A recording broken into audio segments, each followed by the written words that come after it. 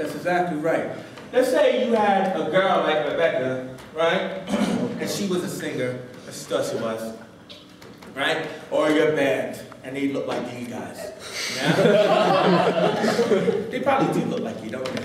The whole point is wearing these like nondescript, you know, cute little shirts with details on it. Look like you got like a what is that? A stormtrooper on it. And the whole point about it is your band is sitting around doing an interview, right? And yeah, man, we're just casual guys, you know? Pop mock faces, you know what I mean? You know, could use some makeup and stuff, you know? Could use a haircut, yeah?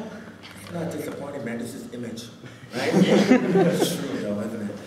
The whole deal is the fact that that's who they are. They don't sell like that. Now, when you make a music video and you're bringing in an artist, like a makeup artist, yeah? Now they look hot. They're styled. They got their hair clean, their face is all slimmed down, you know what I mean? No nothing on it. You know, same thing with Rebecca, right? Rebecca looking hot now. You know what I mean? She's in this video. She got some light on her and everything. Her hair's blowing like the wind, right? And, excuse me, that's what they want to see. They see the natural band, and they're just seeing a clip of just, you know, the artist, how they will look on TV. And it doesn't cost you that much, because you don't have any money anyway. But the deal is that stop worrying about trying to make some music video that you think is going to get, you know, you famous, because it's not. An EPK will get you more famous than a music video would, because the next band, the next female artist, the next male artist that sees your EPK will want you to do theirs. And that's where your creativity shines. It shines in that simplicity. Anybody follow me on that? Quiet ones in the back? Yeah? All you have to do is that they've already did the work. And they did the work that could actually launch them into something bigger. Because their creativity as directors will show in how you put that EPK together. Their skill as an editor, camera operator, lighting, all of that will show.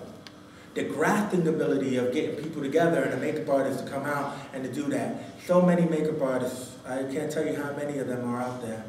You know, go to any hair salon or something like that, you know?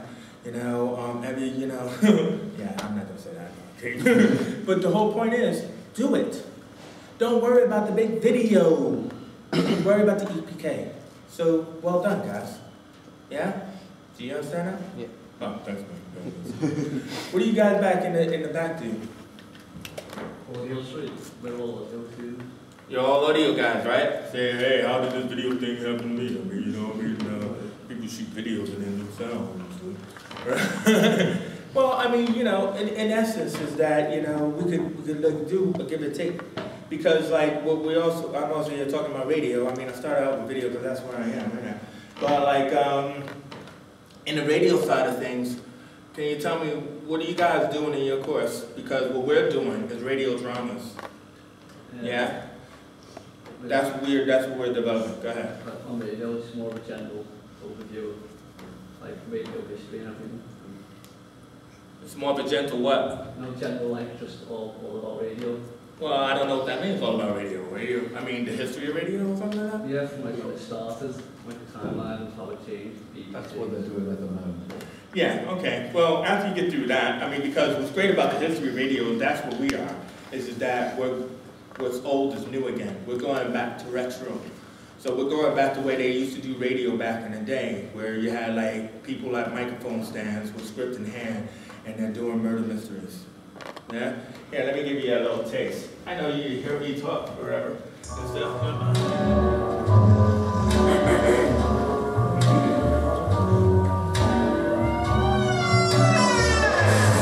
Along the darkened hallway,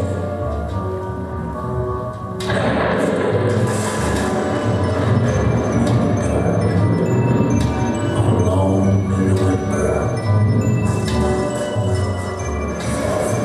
flickering out of the corner of your eye.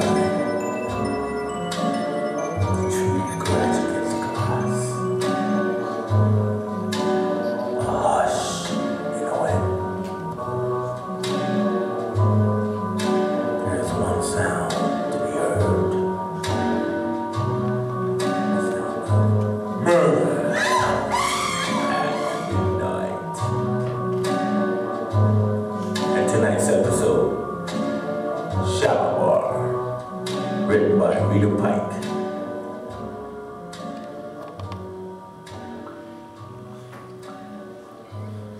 Now, old school, innit? You know, I mean, like, what we did, we didn't have a dynamic microphone for that recording, unfortunately.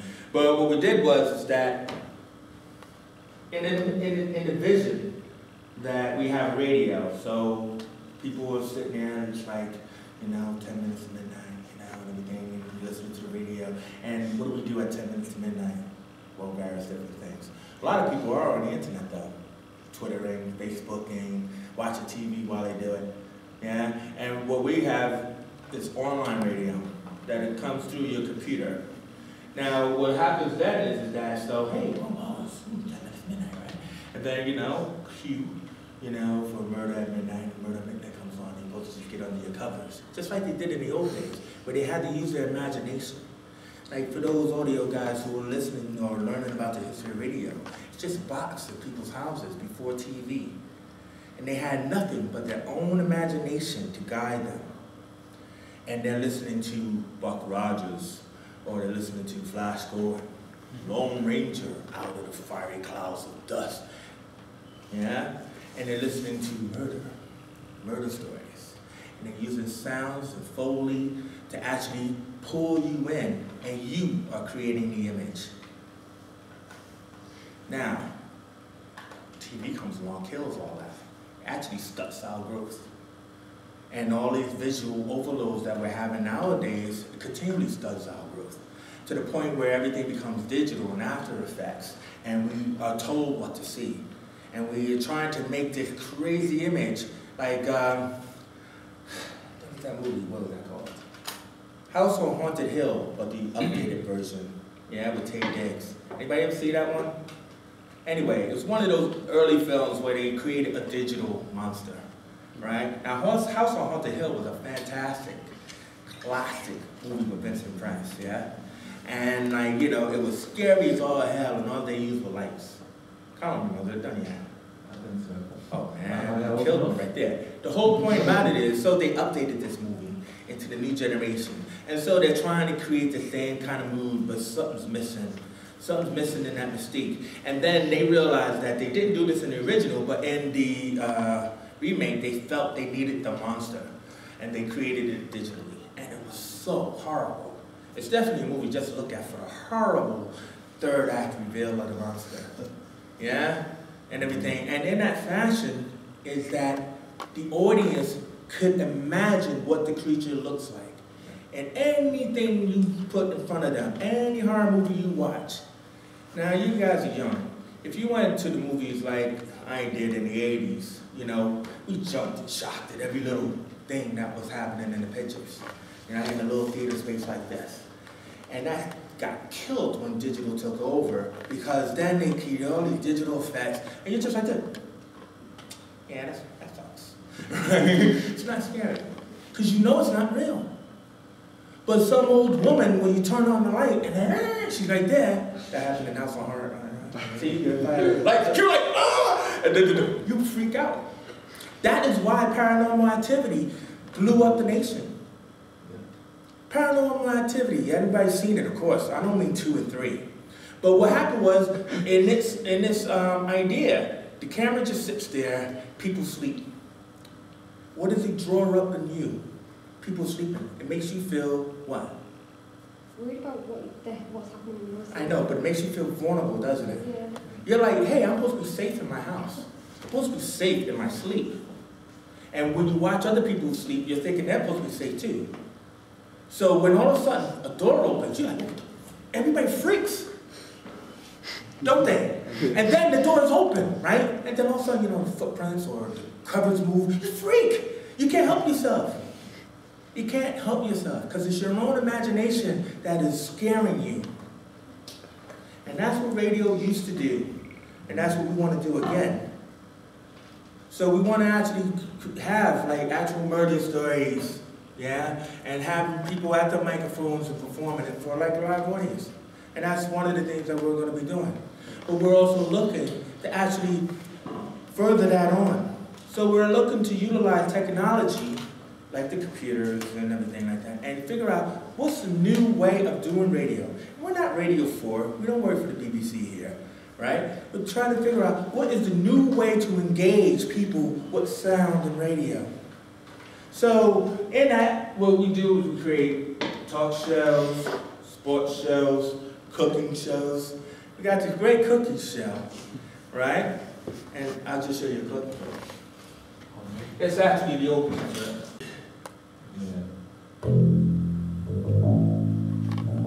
That's one.